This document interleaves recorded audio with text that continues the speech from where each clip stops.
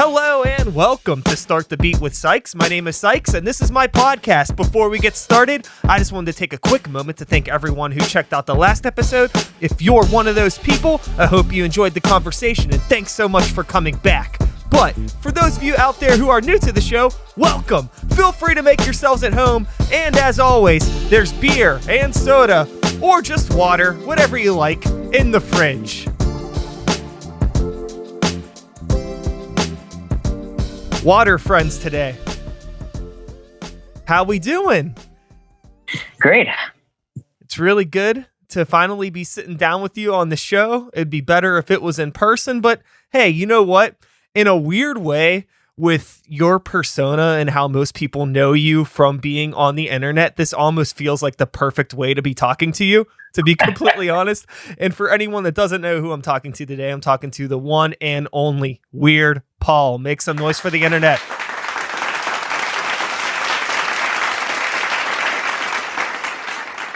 So here we are, 2020, in the midst of the COVID-19 lockdown. It's something that I feel most people want to avoid talking about, but it's almost impossible to do so. You're somebody who I feel probably is handling this maybe a little bit better from a creative standpoint than some other people, because I feel that you've already spent so much of your life kind of working on stuff inside, filming videos, being on the internet. You're probably maybe adjusting a little bit easier to this. Did it even feel like much changed for you? Not at first. At first, it didn't feel like any change, really. And then as the time wore on, occasionally I would say, boy, I'd like to go somewhere. Yeah. After maybe 4 weeks, I was like, maybe I should go somewhere. But of course, I can't.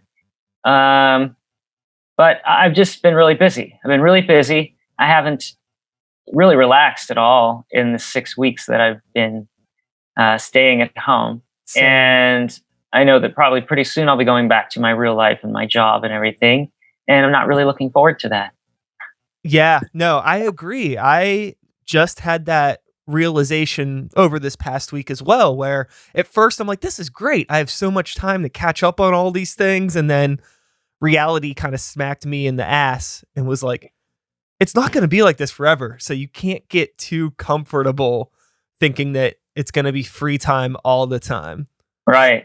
So it's finding that balance of enjoying your time and using, like, being mentally healthy and stoked to be able to do things, but not get so comfy that once, time to go back to work, that like it fucks you up in your head. Yeah. I feel like I've spent too much time working, and I feel like there's a lot of people out there that have spent some of the time enjoying themselves, doing things that they enjoy, having a little more time to do those things. And I don't feel like I've done that. So I feel like I owe myself a day or two coming up. So with that being said, when I think of you, I know you as somebody that I feel like you do what you do enjoy. I feel like all of the videos and the music and the vlogs and everything, I feel like that's just so much of who you are as a person. But you're telling me you're not spending too much time doing things that you enjoy. So what would some of those things be that me, being an outsider, possibly not be aware of? Well, other than doing a little live stream concert a little while back and making some cameos for some people, I haven't played my guitar at all in the last 6 weeks. Oh, wow. So I miss doing that.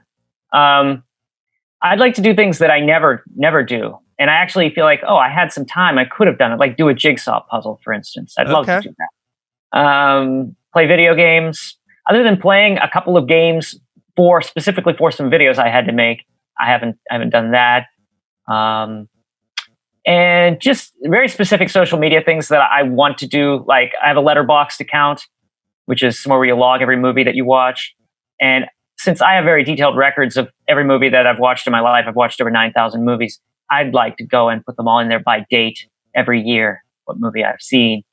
And that's something I was like, over this period of time I'm going to have stuck at home, that's something I'm going to work on. I haven't done any of it. I didn't log anything. I've just been very busy and I haven't done any of that stuff. Those are things that I wanted to do that I haven't done.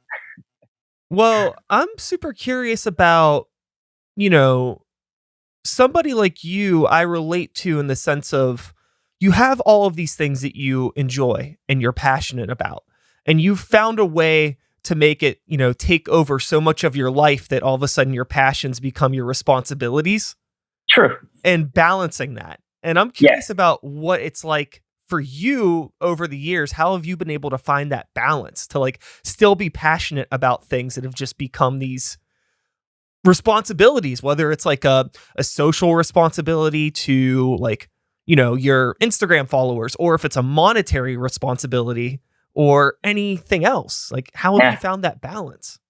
Well, of course, the monetary responsibility is always the top responsibility Yeah. in my life Uh-huh. because I've struggled for most of my life. And trying to make sure I have enough to pay the bills by the end of the month has been a real challenge. So that always takes precedence, certainly. If there's some kind of opportunity to make a few dollars, I'll always put that before everything else because it's absolutely necessary. It's just part of getting through life. Mm-hmm. The good news for me is that there's always been so many new avenues for reaching people and trying new things, and it just keeps evolving. And that's what keeps it fresh for me and keeps it interesting for me. So, I got on YouTube for a while and I did that. And then Vine came along a couple of years later, and I had a great time doing that for a couple of years. It's gone now. But that set me up, doing Vine set me up for things now like TikTok and Instagram. It was able to give me content for those places now that I have a pretty decent following on those apps. So I have a lot to pull from, and there's all this new stuff coming along. And now I'm going to start streaming on Twitch because live performing is something I've always enjoyed, and it's something I actually need to function. I need to get out in front of people and Yeah. perform. And that's not something that is possible right now, and it probably won't be for a while. Mm-hmm. So now I've gotten on Twitch, and I haven't done any live streaming on Twitch yet, but I'm about to start. I figured out a couple days ago how to get my analog camera from the 90s to function as a webcam so that I can live stream with an analog camera. And I plugged all my backing tracks into a little interface mixer. This is stuff that I had no idea how to do. I've never done any of this before. I had to figure it all out this week, and I've got it all working, and I'm really excited about my new area. It's going to be Twitch. I'm going to start doing that. So that's what keeps it fresh for me, is having new things to integrate myself into and still be myself, but I have new platforms and new places to put myself. Yeah, it's wild. It feels, all of these platforms keep coming and going. And for somebody like you, you're in a super fortunate position because you're able to just hop right on and you have this huge well of content that you can use, but you also are constantly creating new stuff. It's just like a never ending cycle for you. So I do feel fortunate. I feel very. For anybody that isn't aware, you have been filming what we now call vlogs for a very long time, much before that term was ever invented, probably even a little bit before the internet was even a thought to most of the world. Yeah. And I'm curious about what that part of your life was like pre-social media and sharing your work with the world. How were you distributing your stuff back then? Or were you really not? Was it more of like a just kind of focused on local friends sort of thing and just playing shows? I started in high school doing all this stuff, recording, writing songs, performing, making videos. And at first, it was just something that I showed to people in school. I had a couple teachers who were really progressive, let me bring my videos in and show them, or let me play a little of one of my songs in class or whatever. And I didn't really have a lot of friends growing up, especially when I got to high school. It was very cliquey, and I was real scrawny, quiet. I would try to just blend in as best I could not be noticeable, because as soon as I was noticeable, that's when I started getting picked on. So just tried to be quiet and not make myself appear visible to anyone. So once I started putting out my music on tapes, which I was selling in high school, that's when people started to take notice. They said, "Wow, what's going on here? What's this kid doing?" And that was, by the time that happened, I had less than a year left in high school. I was almost done. So I was able then to have some friends, and people were coming over to watch me perform at my parents' house or a friend's garage or whatever. And they started buying my cassettes, and I was showing my videos at these little performances I was doing. So that was great for that little while, but then high school ended, and I really didn't talk to any of those people much anymore. It just all kind of fell by the wayside, and there wasn't much going on at that point. I had a few people around the country that were interested in what I was doing, and I had some of my stuff in some catalogs from independent releasing companies and things like that, and that's how my music started to get out there, and a couple more influential people started to hear it, and that was how I ended up eventually getting signed to Homestead Records, which was a popular independent label at the time. So that was basically it. I had a little mailing list. This is how we did it back before the internet. You would have a list of people with their actual home addresses, and you would send them a postcard saying, "I have a new album out, and this is how you order it," or whatever. And that was basically it. There wasn't any other avenue. I was selling a videotape of some of my content to people through mail order. That was it. There was no forum to get it out there. And I was watching, even when I started making videos, I was influenced by what I was seeing on TV. There was actually a couple programs on TV in the mid 80s. This was long before America's Funniest Home Videos, that kind of stuff. There was a couple programs of people's videos that they had sent in, and they showed them on television. And I said, "Oh, I could do that. I can make videos like that." That was what I was imitating when I started. And I just put my own little spin on it, which was I started talking into a tape recorder at a very young age. I think I was 8 or 9. And I have all the tapes still. It's just me talking about my day-to-day life and everything into this tape recorder. So I just sort of transplanted that to video. It just gave me that added dimension of sight as well as sound. And that was what people do now on YouTube. They sit in front of the camera and talk about their life.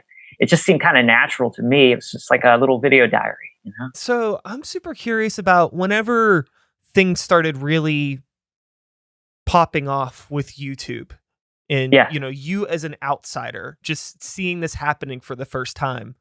What was your thought? Were you like, "Holy shit, I have all of this stuff and finally I have a place to put it"? Or were you kind of like, did it take a while for you to realize that you could take advantage of this?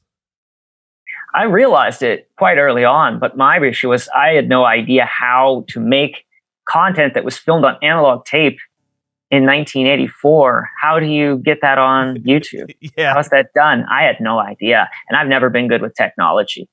I'm very lucky when I figure something out. Like, I spent months trying to figure out how to get my analog camera to work on Twitch. So I finally figured that out. So it took me a couple of years before I found what I needed to be able to do that, to transfer my videos into a movie file that the internet could understand, that I could upload to YouTube. So, once I got that figured out, then I started moving fast. I put up a video, 365 videos in 2012, one every single day. Wow. Mostly of my old movies from the 80s. And after that, I said, "Oh, people are actually still interested in I can make a video now of me talking now," and they've even watched that. And that's when I started doing that. I realized that's what people are doing. That's what people want to see. They don't want to just see what I did 30 years ago. They want to see what I'm doing now. Yeah, I think that's the super fun thing about like seeing the early videos that you did and then seeing videos now. It's just like, Weird Paul has been Weird Paul for such a long time. Like, it's just you. And I hear that a lot. Yeah.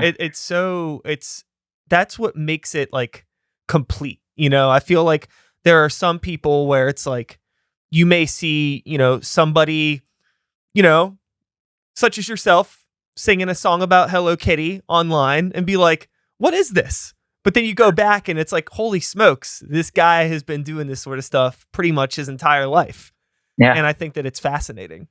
I'm super, I find like when I was growing up, there's a lot of similarities between the two of us, not necessarily in the work that we created, but just that, I was an only child, didn't have a ton of friends growing up. I used to my grandma had a tape recorder and I learned at a young age how to dub tape to tape. Like I could play a keyboard thing and then play it back and then sing on top of it. And I would have a copy of the tape. And I still have some of that stuff as well from when I was a kid. And then when I was in high school, I begged my mom to get me a camcorder. It was probably in 8th, 9th grade. So then I had a camcorder through high school and me and my friends filmed I didn't know how to record music. So I had a little thing that I could make beats on and we would just play it and sit in front of it and rap. That's awesome. And then run the aux out from the camcorder into our stereo and then dub it to tape.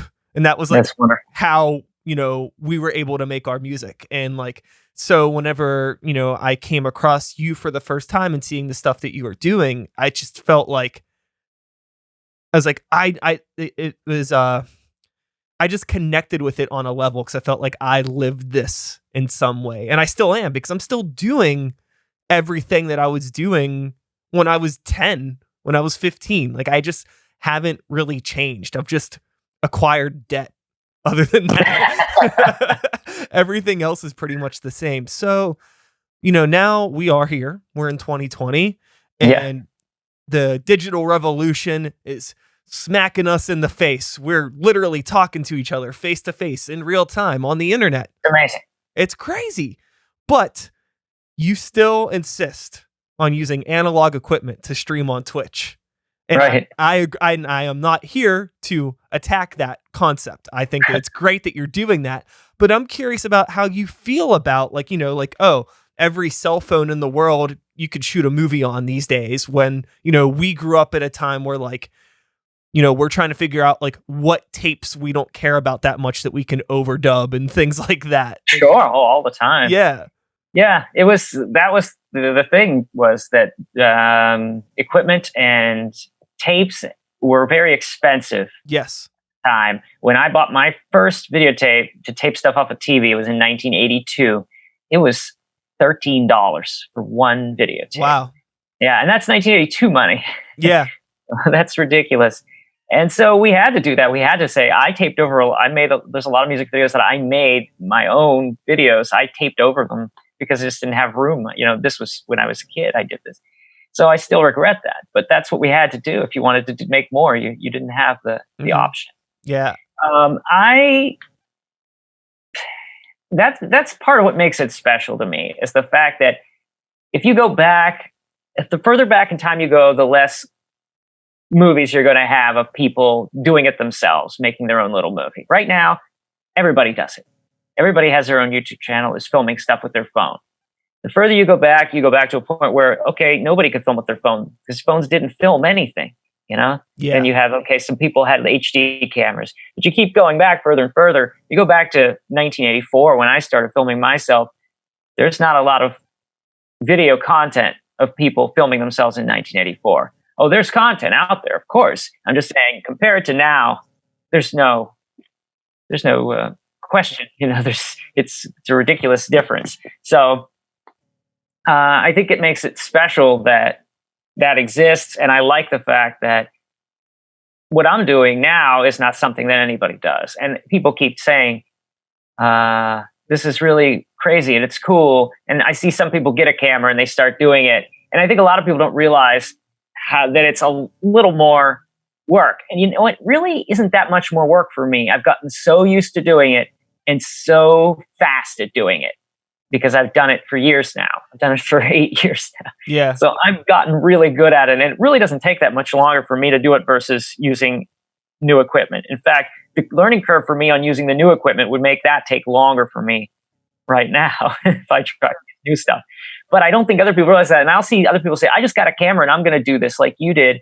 And I don't think they do it for very long because they realize, this is really going to take me a while. And it's not time efficient. there's a part of, I would imagine that there's a part of the process that's almost like a ritual. There's like a nostalgia to it. And it's like, if that process isn't part of it, like if the nostalgia's gone, a big part of why we continue to do this is also gone. It feels. Yeah, I think so. I mean, it's partly timing for me right now because there's Stranger Things and there's the Goldbergs and, you know, that culture of 80s stuff and things not being high tech, and especially with the Goldbergs because they are filming themselves. They have a character with a video camera.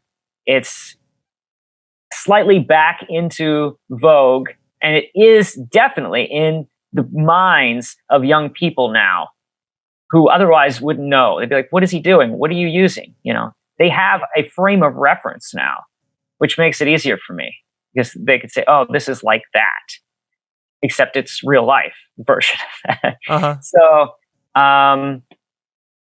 I have finally gotten a digital camera. A kid that I went to high school with is now a principal at a high school. And he said, "Hey, I have an extra GoPro.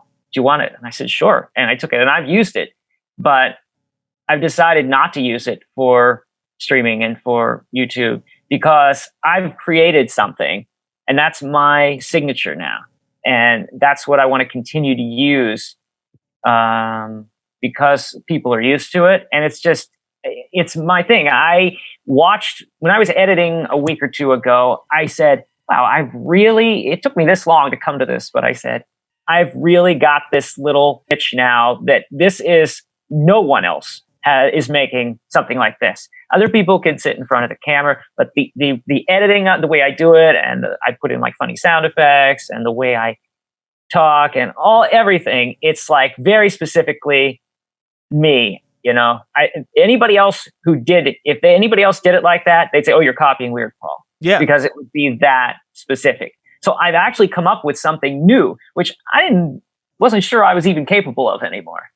But I really have, and I'm really proud of that. Mm-hmm. I think that it's so important to not compromise your vision or your artistic voice. And if that goes down to using, the analog equipment, like that's a part of your artistic voice. That's a part of even more so now it's my brand. So now that I actually have an audience, so I don't want to mess with it too much. Yeah, but it'll be fun. One day you could do Weird Paul in HD, just like one special time thing. Right. It could be like a gimmick. That would be the name of the special. Yeah, exactly. They'd be great. 1 million people tuned in. I relate to that because, the video stuff for me isn't anything that I really pursued a whole lot moving forward. I got really deep into doing music, but now I have the podcast and I do some vlogs here and there. I keep busy enough with it. But with the audio stuff, I had a computer that I got in my senior year of high school. It was a, Windows 98 IBM computer. I had my first recording software on it. And I refused to stop using that computer. And I've recorded every single album that I've ever released to this day on that Windows 98 computer. Wow. That's mind blowing. Because it was just part of the ritual. It's like, I need to record on this. I will say I'm working on a new album. I'm recording it on a new Windows system that I got, but I still have the computer. It's still hooked up. It's over there. I'll fire it up. I still have all my old projects on it, but yeah, it was just, there was no reason for me to do it other than it was just, I loved that computer. I got started. I felt it's like my partner in crime. I recorded my first song on that thing. It's like, I don't want to leave it go. That's great. I see. I have to make my own kind of point of reference to that. And I think that now that I'm thinking about it, well, that makes more sense because you're still using a digital means of recording. But I was taking myself back in time, and I was that would be like me still using a 4-track analog tape to record my music. I was like, oh, that would be awful. That was so difficult because once you put another track on, you can't go back. Once you mix down 4 tracks and you add another track, you can't change anything. It's so different now using digital means to record music. And every album I've made over the past decade, I tried to make it a little bit better than the last one, because now you can move every little note around so that now all the instruments actually play on that beat. Oh yeah. Yeah. I couldn't do that before. Yeah, no, it's created a bit of a problem in the way that maybe video has, like the accessibility to easy video editing and easy video distribution has created a sea of unnecessary, I'll call it. I think everybody obviously has a voice and they have the right to put it out there on the internet and share it with their friends, but it can be a little dense at times trying to wade through the waters. And you kind of got the same thing that happened with music as a result of the digital revolution, because now anybody that can play a song at 25% can have a recording that sounds like it's played at 100%.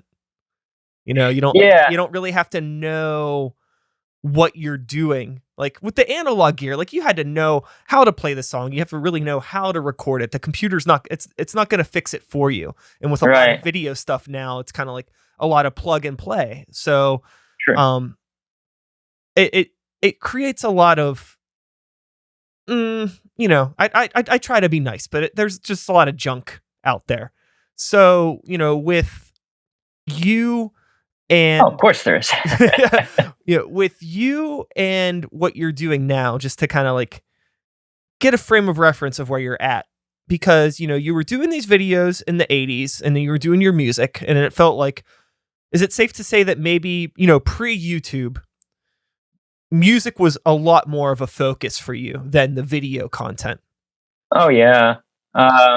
Partially because every once in a while, we had a series of video cameras that we got, and after we'd had one for years and using it, something would go wrong with it, or just the tube inside of it, because cameras had tubes in them back then, would start to go bad, and the picture quality was good, or it wouldn't stay in focus, or you couldn't get it to pause, so you couldn't edit in camera anymore. Yeah. And there was problems, and then I would say, you know what, I'm not gonna concentrate on doing that right now, because it's just it doesn't look good. It's not.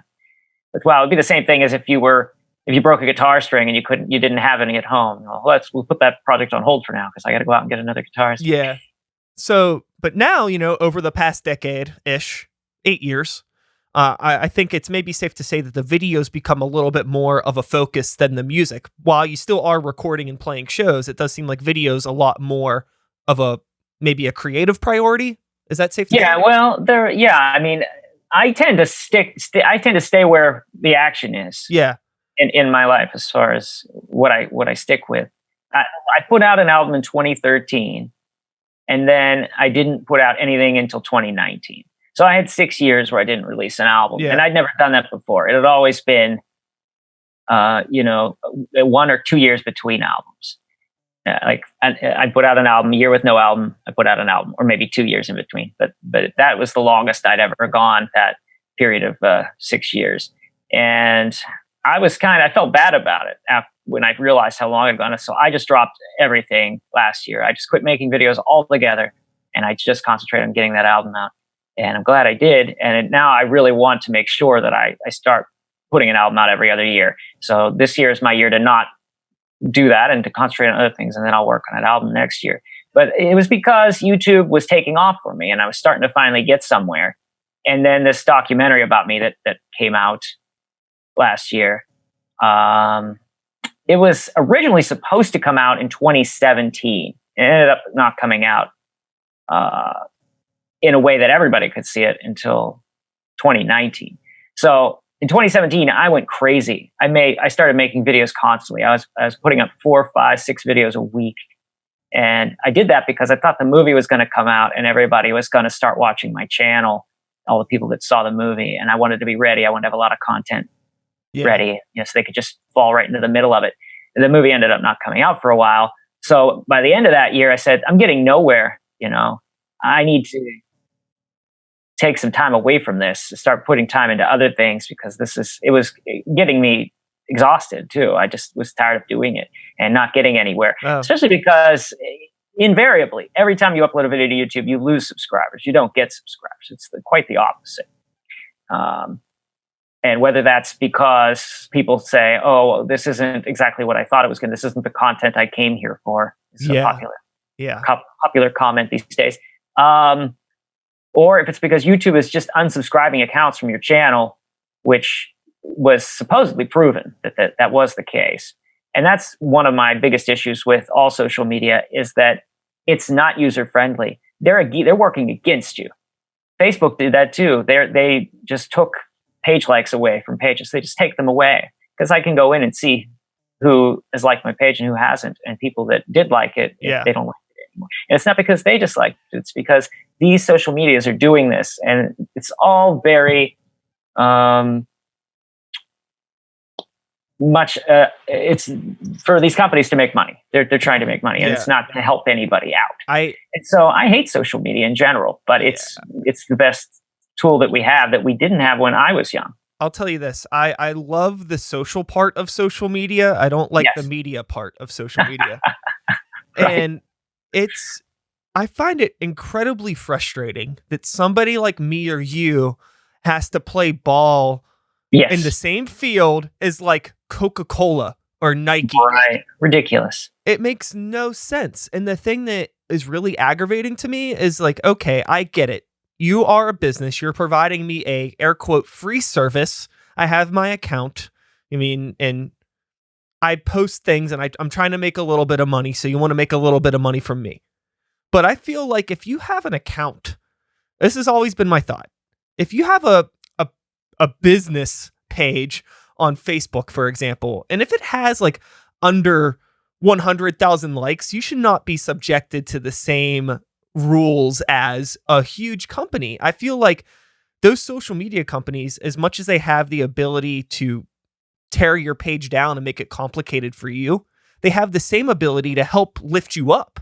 And you could actually, they could lift up these independent businesses or artists to get them to a point that where we can comfortably give them $500 a week to pay for the advertising. If you get us past the threshold of having, 100,000, 200,000, maybe even more like genuine Facebook users. If you help build us up, we could help actually give you money instead of choke holding $5 a week out of people that are trying to promote to their 300 fans. It's so silly. Yeah, it's ridiculous. And I've never been good at playing by the rules when the rules are not right. And YouTube says, well, here's what you got to do to get your video seen. It has to be this specific length, and you have to put this here, and this, you have to say certain things, and it has to have something in the title so that people will want to say, I'm not doing any of that. I don't care if nobody ends up seeing it. I'm going to do it my way because at least I was true to my art and I created what I wanted to create. It's like, I understand that, like, again, I think that going back to me talking about how there's just too much content that exists, I feel like the algorithms and the way that everything's getting automated now is a result of everybody just there's just too much stuff. And there's really no way for them to filter through it. So in a way, I'll sit here and I'll say like, oh, I don't want to be mean to people that are posting garbage content because who am I to say what is garbage or what is worthwhile? But the result, a side effect of all of this content is us having to deal with this because, on their end, they have to deal with storing and distributing, all these like however many hundreds of thousands of hours get uploaded to YouTube every hour. Right. And I wouldn't say, oh, this is garbage or that's garbage, but there's a difference between content that is made with some kind of forethought. Intent. Yeah. I sit there and I edit it, and I make sure everything's clear and the camera is level and steady. Then you watch somebody where they're holding it and it's going, the picture's just jumping like this the entire time. And they're saying, and like every other word, and they don't really know what they're there to talk about. And that that's my competition here because, that's just, well, that kind of is garbage because you're not doing anything and you're not taking any kind of responsibility about the content. You got to at least make it watchable. You know what I mean? Yeah, I agree. And I just realized this. So I'm talking about how it's not, fair for us to have to play ball in the same field as all of these big companies. But at the same time, we're like stuck in the middle because there's a lot of people that are, creatively, I don't want to say they're beneath us, but they're just kind of on another level where the content that they create doesn't have as much intent or as much purpose, but it's there and it exists. And as a result of it just being digital information in the internet, it's still something that we need to wade through. Right. And it's like somebody telling me, commenting on my video, and this has happened, and they say, "Oh, what kind of camera you're using? The picture looks terrible. The sound is bad." And then I look at their video, which is shot in HD, but the camera is all over the place. You're telling me that mine looks worse than yours? So, perhaps they have a, like a Michael Bay inspired Transformers sort of thing. Right. They don't. They just their editing software didn't have like that earthquake effect, so they had to do it manually. That's what they're going for. So what I'm curious about now, because since video has become so much of a focus for you, but you are, I think, by default, a musician at your core. That's the thing. That is Weird Paul. True. I'm curious about now with you making music, if creating videos has had any effect on like how you create music in terms of like the type of songs that you're making or the content that you're making. Like, because I know you make songs for some of your videos, and I'm curious if your videos inspire music and you feel like your music has changed a bit as a result of the video creation, or if it feels the same. Oh, well, yeah, it has changed, certainly. I mean, I'm inspired by anything. Anything can inspire me to write a song. So just writing the script for my next video, I might make a joke in it that might be an inspiration for my next song. So a lot of times now when I write the songs, I'm thinking visually, what's going to happen in the video during this part if I were to make a video, or also what am I going to do on stage during this part? Because I tend to do a lot of more solo shows than I used to, especially as I started touring a little more around the country, and it's hard to take a band on the road these days. Financially, it's nearly impossible. So I tend to do a lot of solo shows, and so I have to think of things to keep the audience, what do you call it? I have to keep them engaged. Thank you. Mm-hmm. I have to keep them engaged with me because it's easy to lose an audience, and then once you've lost them, you're through on your show. So I have to try to, as far as when there's a band on stage, there's a few people to look at least, and so you don't have to take the entire focus of the show on your shoulders. But even if you're a front person, but when you're the only person on stage, you do have to take the entire focus on your shoulders. And so I have to think of things to do, because I always say, you get one song where you can just stand there and sing. The rest of the songs, you better be doing something else. Sure. Especially, nowadays, like with social media, if you have a presence on stage and you can really captivate the crowd, people are going to want to watch you and film it to show people that they're there, because it's good social credit for them, because people will, look at their friend's Instagram page and be like, who's this guy on stage throwing beach balls around? Right. And then that's great free promotion for you, because now people are like, what the fuck is Weird Paul? So it's a really cool thing for people to share information, but you need to be able to, like you said, be entertaining and give people that show, so they get their cameras out, so they have their eyeballs on you, and they're inadvertently putting their friends' eyeballs on you. Exactly. And for me, recently, that was the thing, but that was the fart loose thing. And I'd done this was originally a Vine video of me just doing this little Footloose parody called Fart Loose. It was only 6 seconds long. And I didn't know, but it was being shared all over TikTok and all over Instagram. And when I finally found out, I re-uploaded it. And then I started to get a lot of followers, because they realized, oh, here's that guy that did that. And so when I started doing my little tour, I started having some of these kids come to see me. And they were there. I knew they were there because they wanted to hear me do the fartless thing too. That was part of it for them. So whenever I would do that, invariably one of them would get out their phone and film it and put it on Instagram. And then I would read all the comments of the other people that were following them on Instagram and said, oh my God, you saw him, the fart loose guy. He's in concert. Yeah. You know, so that was for me. That was a moment like that where I saw that happening. They wanted to show their friends, hey, look, it's the fart loose guy. I'm here. Uh-huh. I feel like, there's probably something that we haven't touched on in the world of social media, but meme culture. And there's obviously you're reaping the benefits of this to some extent. Yeah. With things like the fart loose thing. See, I didn't know. I mean, before, to me, a meme was a picture with text in it. Same. It was repeated over and over. But here's the thing. When we used Vine shut down in 2016. So I was on there for a couple of years out of whatever length of time that it existed. And then that was just all gone. So now you're looking at 3.5 years, let's say, since Vine existed. So you've got kids who are 15 now that were 12 or maybe even 11 when Vine existed. They weren't on Vine. They don't even know what Vine was because they hadn't heard of it back then. Now they're at an age where they can appreciate that stuff, but they can't call it a Vine because they never knew what that was anyway. So that's my perception of how that kind of short videos got called memes, because a Vine was the only thing they were before. That was what they were created for.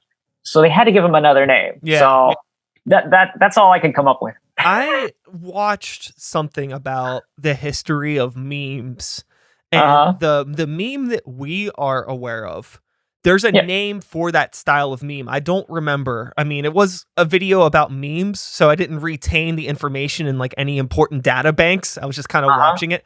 But there was this part of internet subculture that had been going on for a while, a little bit before that style really took off. And they were called memes. That's how people referred to them. And that had a particular name, that style that really blew up and kind of exposed memes to the world. So that's why everybody considered that the meme, but it was only like one thing. Huh, interesting. Yeah, I think a lot of the memes were maybe born off of that You're the Man Now dog. Are you familiar with that? The YTMND. It was like an old website. Yeah, it was like, early 2000s, late 90s maybe. I think that was where a lot of meme culture was spawned on there, which was basically a website where you could go on and just create these pages that were just like weird GIFs with like, some video and like an image, and it was like quick little loops. I think maybe like the Rickroll thing got started. I remember seeing that stuff. Yeah. Yeah. So I think that's maybe where some of the meme thing came from. I'll need to look at, now that I'm thinking about it, I'm curious about it again. I want to dig back into that because that's an important thing to know. That'll be in the textbooks one day. Oh yeah. Kids will know. They need to know. Sure. They're just think the history of memes. If they don't exist already, they will soon. With college courses. with all of these social media platforms that are, I mean, they continue to always come up and then go away, and then a new one pops up, and then with all that stuff, we're talking about YouTube, which has been consistent for a while. There's always like, you're trying to figure out the rules of how YouTube work. You think you got the video thing figured out where, okay, my video has to be this long. I have to put this text here. I have to name the title this so people will see it. It'll be optimized in the algorithm. But then like 2 weeks later, it changes. And exactly. You get used to another social media platform and they're changing. And then things come and go. And, I created a spreadsheet out of curiosity for like all of my different projects with all of the social media accounts to figure out how many social media accounts I manage. And it's like 30 something. Yeah. Across everything, because it's like I have, a few things that I do, like 4 or 5 different things. And then there's like 6 or 7 profiles for each thing. Yeah. And I feel like a crazy person sometimes. Like because each social media platform caters to a different set of a different person. Yep. But I'm only me. I'm not all of these people. And I start to feel like I'm like schizophrenic or something, trying to, be a presence on all of these platforms. I'm with you on that. I hear you. Creating different content for each one. And after a while, I just have to take a break. It's so draining. And I've had days where I'm like, okay, so I have different posts for, I'm putting a different post on this Facebook page, and then I have that Instagram post that's not either of those, and a TikTok that's not either of those, and then I have to put something different on Twitter, and then I have this other YouTube video going up tonight. And it's like you could spend every moment of every day, posting all this stuff on different. If you want to do multiple posts a day on every different thing, but there just comes a point where you just can't. There's more to life than that constant barrage of work on social media. That's the thing. It is so much work. Again, I'm behind the curtain. I from an outside perspective, I know how much time you put into this. And I've never been on set of you filming anything, but I know just because I've lived it. I know how much goes into this. And Sure. I think that, it says a lot about just like how much of a shit you give about what you do just because of how long you've been doing it, how consistent you've been doing it.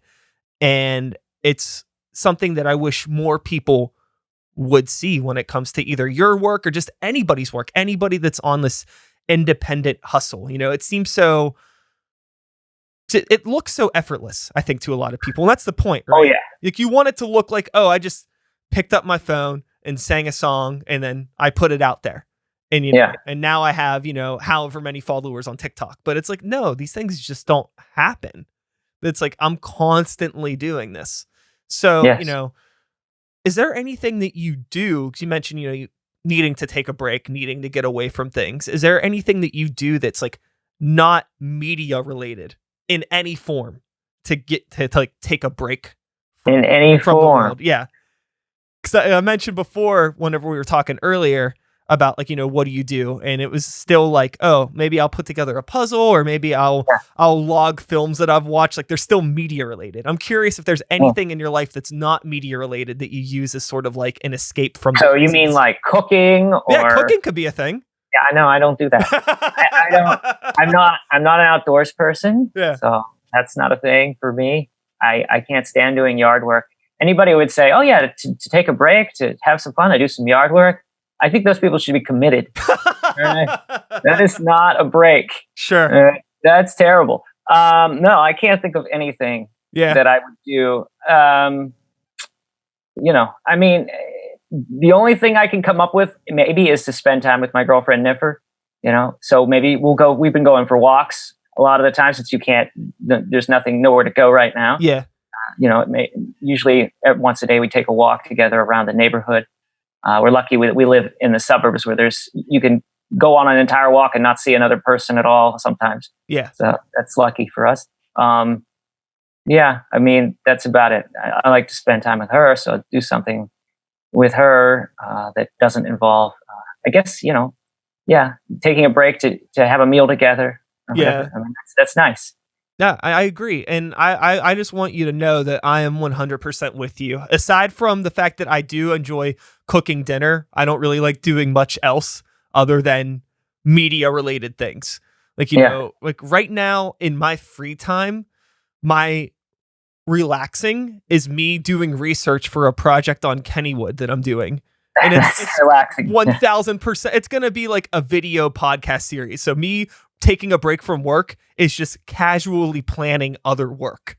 Yeah, that's wow. And when you were talking about, like how media, it's harder the further you go back to find like well-documented things. Like I'm dealing with that on a crazy level right now because I'm trying to do this whole thing, just like documenting the history of Kennywood through the lens of a 35-year-old kid that grew up in the 90s. But there's so little information about so much stuff, once you get past a certain point. But it's been fun digging for it. Yeah, that's awesome. So, with the world now, again, 2020, how many times can I say the year? It's 2020. There are still people that put out music. There are still people that release movies. There are still people that do all of these things, new media, new content. How up to date do you tend to keep with like bands releasing new music or going to see new movies? Are you like somebody that is like a diehard, like, oh, if it's not old school, I don't like it? Or are you like do you actually still go to the movies? Do you still listen to new bands and things like that? I do, but it's not. The thing for me is that I'm not saying, "Oh, this is worthless" because it's not old or whatever you want to, however you want to put it. For me, it is that there is so much old music and there's so much old film and television and whatever that I am not familiar with and that I have not seen and that I have not heard, and I need to catch up with that. Yeah. Because here's the thing about that: up until 5 years ago, 7 years ago, maybe somewhere around there, it was not possible. It was very difficult to hear an album that you wanted to hear. I mean, there's lots of albums throughout my life.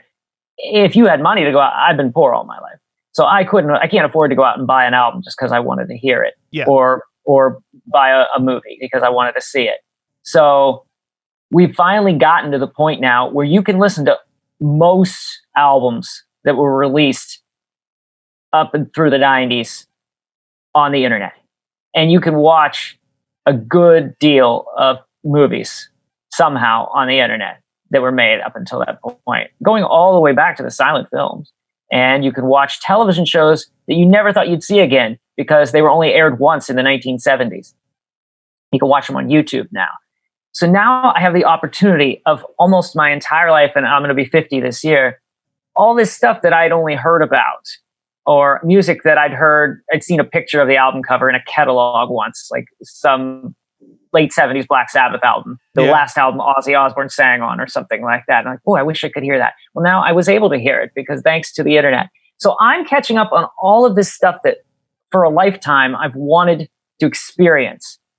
And so that's what keeps me from going out and seeing a lot of new movies. And I occasionally, I see the new Star Wars movies. You know, I do go out and see a movie occasionally, and I'll get a movie out of a library that came out recently to watch. The last one I saw was Jay and Silent Bob Reboot. So I still do watch new stuff, and I still hear a lot of new music. For one thing, they play new music where I work, so I hear it all the time, whether I want to or not.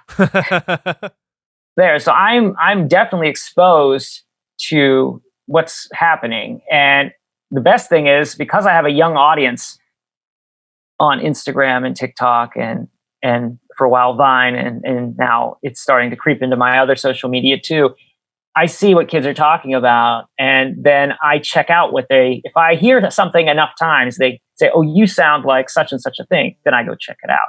And that helps me not only to know what's going on, but it also helps me to stay fresh, because then I know what younger people are interested in and what they're listening to and what they're watching. Market research. It's great. It's great having that in my life. Yeah. So that's the answer to that. And I still there's so much stuff that I just want to know. And I'm not saying that I'm really old or that I'm going to die, but you never know when your day is going to come. I'm almost 50. Not a lot of people even live to be 50 100 years ago. Yeah. No, so, that's crazy. And I want to experience a lot of things before, as far as media is concerned. Yeah. I'm not like a world traveler. Absolutely. And again, it's another thing that, we relate on, because I am really, really bad at keeping up with new film. I will see stuff again, like I'll see, the Star Wars when it comes out, regardless of how much I care or don't care anymore. I'll still go watch it because it's Star Wars. I never really held too much emotional baggage on the Star Wars franchise. I was just kind of happy that it existed. It's like a movie's never going to ruin my life. Unlike, some people like to really get loud and complain about that stuff. It's not for me. The same with the Ninja Turtles. I'm a big Ninja Turtles guy.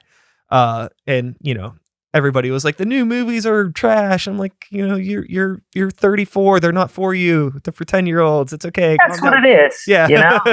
It's a new film for a new generation. That's the thing. It's like, what I always say, like, whenever the new Ninja Turtles movie came out, before I even got in the theater, before I even saw a second of the film, I loved the movie. Because there was a little 6-year-old kid in front of me that had his Donatello book bag on, that was super stoked, ready to go in the theater. And I was like, hell yes. And I'm so glad that I saw that kid, because it got me in the right mindset to watch the movie. It made me check myself, just so I knew what this was and who this was for. I was like, That's hell great. yeah, that kid's probably having a good time. But what I was going to say, I have a hard time keeping up with stuff because, I worked at Blockbuster Video all throughout high school.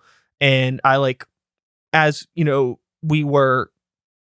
the type of person that I grew up with collectors. My dad collected tapes. I had an uncle that collected movies and records and things like that. So anytime I could get physical media for cheap, I would buy it.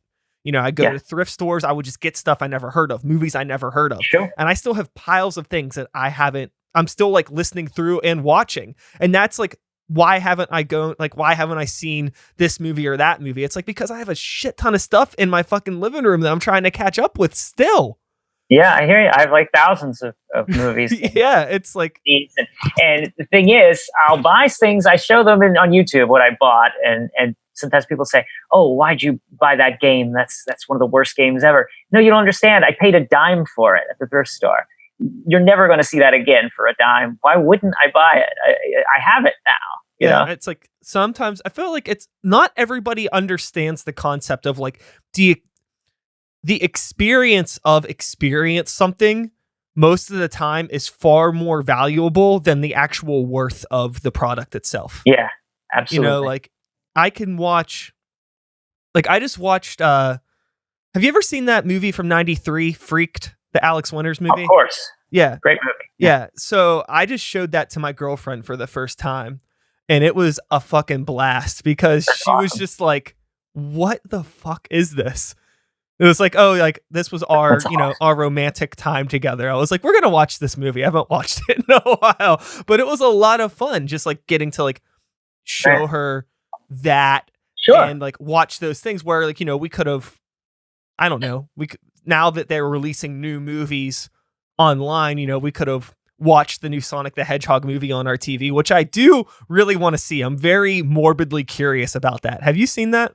I haven't seen it. How do you feel about it? Are you curious or are you just kind of like, whatever? I think it's, the thing of now is that when anything comes out now, there's a lot more, the studios pay a lot more attention to what the buzz is online, enough that they can change the character design or whatever. It's crazy.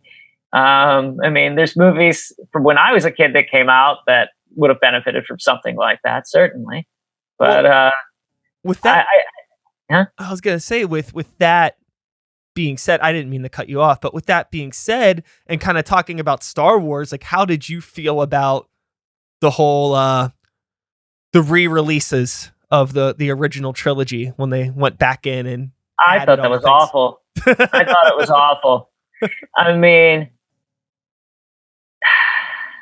there comes a point where it's too late to fix it, guys. Sure. All right. If you had done it earlier, maybe that would have been okay. But there are a number of years go by. You're just gonna have to let it roll. I just think that I don't know. I feel like once you get to a certain point, it's not fixing it; it's tampering. Yeah. With it, okay. I don't know. That's how I look at it. There's very few things in my life that I've experienced that have been remastered that I was happy to watch. I think probably most of the exceptions would be like maybe some of the old Disney movies, like watching that stuff remastered is really cool to see. I watched the like 4K Aladdin and I was like, wow, this looks like an entirely different movie. It's so clean. And like, Fantasia and stuff like that. There's awesome movies to watch. But when it comes to things like Star Wars or even the Disney stuff, just media in general, I think the flaws are what gives it character. And that's probably why I have like an unashamed appreciation for the Star Wars holiday special, just because it's so flawed and wrong that it's good. It's like, this is what happens. Like, this is real. It's not perfect. It's a train wreck. Life is a train wreck. Perfection is not interesting. Yeah. That's what I would like to say. The more perfect a piece of music is to me, the less interesting it is to listen to. The more perfect something is visually, the less interesting it is to watch. I would like there to be something about it that is not perfect, because that to me, that gives it the character. Mm-hmm. That's what makes it a special, unique thing. Yeah. which makes it that kind of experience. Otherwise, it's just as perfect as anything else. It's becomes uninteresting. It's just unindividualistic. Mm-hmm. So as we're wrapping up here, because I don't want to keep you too much longer, and we've been going for about an hour, I'm curious about, these interests that you have. I think that it would be very safe for me to like throw out some things and assume that you are a fan of these things just based on the content that you create and the things that we've talked about. But I'm curious, and I'm sure the people out there are curious, is there anything that Weird Paul likes, media related, whether it's movies or music, that might surprise people? It might surprise people. Yeah. Okay. Well, that's a good question, isn't it? I don't know. I'm not real good at answering off the cuff questions that I haven't answered before. I can say that I like some pop music. A lot of it is just garbage, as far as I'm concerned, because there's nothing interesting about it. It's just a cookie cutter version of something else. But for instance, there's a Backstreet Boys song I like, and there's a Taylor Swift song I like, and there's a Pink song I like. Those are all things I say, well, Weird Paul, why do you like that kind of stuff? Something interesting, though, I found out was those particular songs that I like by those acts were all produced by the same guy. Huh. That's when I realized, it's the production that I like, maybe. Not really the songs necessarily. Maybe I wouldn't like them if someone else produced them, but it's that because that guy produced them that way. It's a very real thing. But that doesn't change the fact that I like songs by those people that a lot of people just disregard and say that's crap music. I say, that's my jam. Somebody will say, you only like the Ramones, right? No, I like Pink. No, a good song is a good song. Absolutely. And I think like anybody with any base level understanding of music knows that the Ramones were just as pop as anyone else at their core. And there's nothing wrong with that. There's only two kinds of music, good and bad, and I only listen to the good. So, dude, thank you so much for taking time to talk with me. Thank you. I'm glad we finally did this. Yeah, I'm glad too. I'm sure that, hopefully I'll get to see you. We were supposed to play a show this weekend together, actually, and it's not happening, but we'll play a show. We'll entertain the crowds. It'll happen. We'll both be rocking and rolling until then. I don't think we're ever going to stop. I'm not planning on. Yeah, me either. So I'm going to do my outro and I'm going to let you get out of here. All right? Cool. And that is all, folks. Thanks so much for listening. One more time, Weird Paul, thank you for being here. I'll be back again in a couple days with another episode. Same time, same place, same channel. You know the drill. My name is Sykes. Start the beat 2020. Woo, woo! Thanks for listening. And we're done. Good talking with you, man. Have a good day. You too. Thanks a lot.